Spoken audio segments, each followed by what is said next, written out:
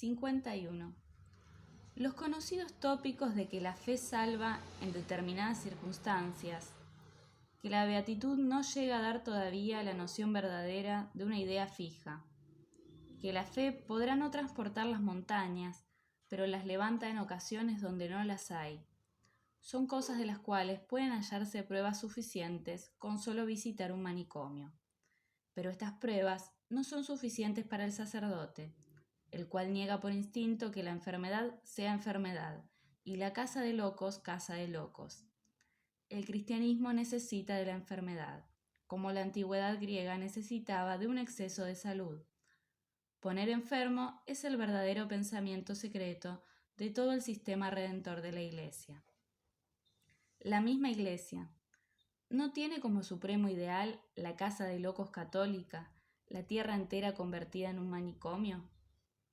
El hombre religioso, tal como la Iglesia lo quiere, es un decadente típico. Toda época en que se apodera de un pueblo una crisis religiosa se distingue por una epidemia de enfermedades nerviosas. El mundo interior del hombre religioso se asemeja, hasta el punto de confundir, al mundo interior de un hombre extenuado y agotado. Los estados superiores que el cristianismo ha puesto por encima de la humanidad, como el valor de los valores, son estados de verdadera epilepsia. La Iglesia ha canonizado a dementes y a grandes impostores ad majorem Dei gloriam. Me he permitido una vez considerar todo el training, instrucción, de la beatitud y de la salvación cristiana, que hoy se estudia de un modo inmejorable en Inglaterra, como una locura circular, producida metódicamente en un terreno ya de suyo radicalmente mórbido, preparado de antemano. Nadie es dueño de hacerse cristiano, nadie se convierte al cristianismo. Se necesita estar muy enfermo para esto. Nosotros, que tenemos el valor de la salud y el del desprecio, ¿cuánta razón tenemos para despreciar una religión que enseña a engañar acerca del cuerpo, que no quiere desembarazarse de la superstición del alma, que juzga un mérito la nutrición insuficiente, que combate a la salud como a una especie de enemigo, de demonio, de tentación, que está persuadida de que se puede albergar un alma perfecta en un cuerpo agonizante, y que ha necesitado crear una nueva idea de la perfección. Un ser pálido, enfermizo, estúpidamente fanático, la santidad. La santidad que no es más que el síntoma de un cuerpo empobrecido, enervado, incurablemente corrompido. El movimiento cristiano, como un movimiento europeo, se ha creado desde un principio mediante la acumulación de elementos de desecho de todas las clases. Estos son los que buscan el poder en el cristianismo. No representan la degeneración de la raza, sino un cúmulo y una suma de formas de decadencia venidas de todas partes, que se unen y se atraen recíprocamente. Lo que hizo posible el cristianismo no fue, como se cree, la corrupción de la antigüedad noble. Nunca se combatirá bastante la estulticia de los sabios que sostienen semejante tesis. En la época en que las capas de parias, enfermas y corrompidas se cristianizaron en todo el Imperio Romano, el tipo contrario, la aristocracia, existía precisamente en su forma más bella y acabada. La inmensa mayoría se hizo señora, la democracia de los instintos cristianos obtuvo la victoria. El cristianismo no era nacional, no estaba sometido a las condiciones de raza, se dirigía a todas las variedades de los desheredados de la vida, contaba con adeptos en todas partes. Al cristianismo se incorporó el rencor instintivo de los enfermos contra los sanos y contra todo lo que representaba salud. Todo lo que es recto, altivo, soberbio, la belleza sobre todo, le hiere los ojos y los oídos. Una vez más me permitiré recordar la inapreciable frase de San Pablo.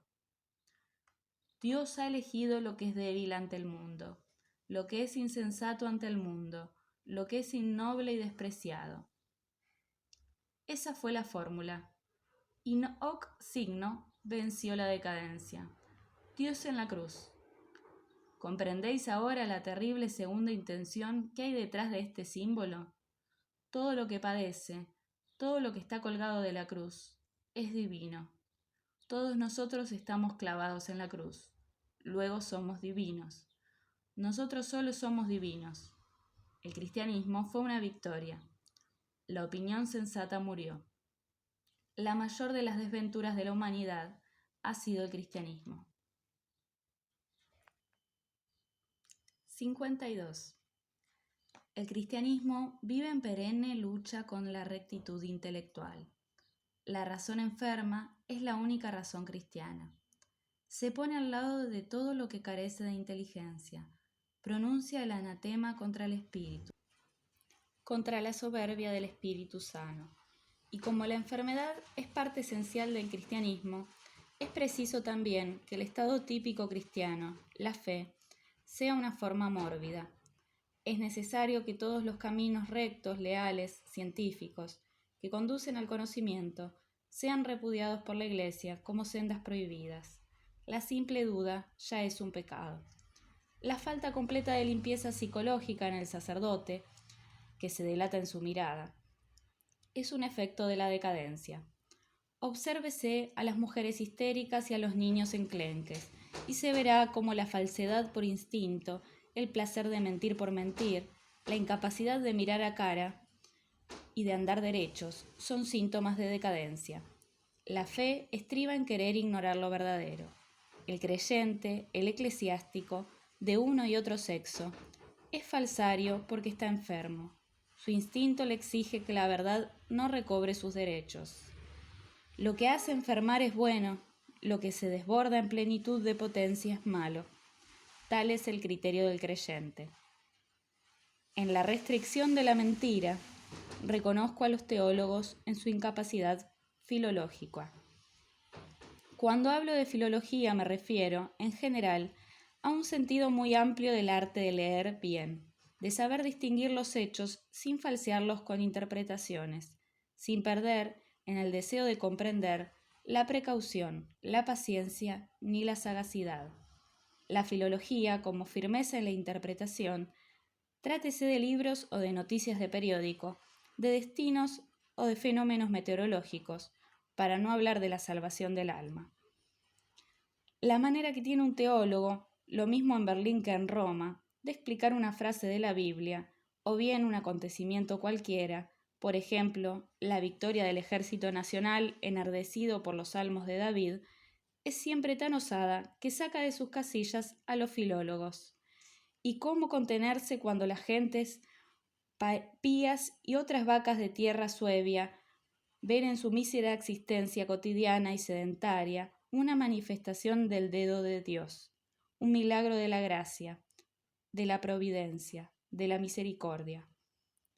El esfuerzo más pequeño del pensamiento y hasta del decoro debería convencer a estos intérpretes de la puerilidad e indignidad de semejante abuso de la destreza divina.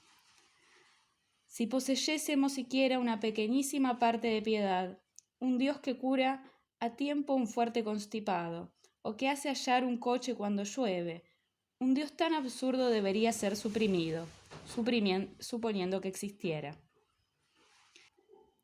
Se concluye por hacer de este Dios doméstico un criado, un vendedor ambulante, un buhonero, la expresión del más necio de los azares.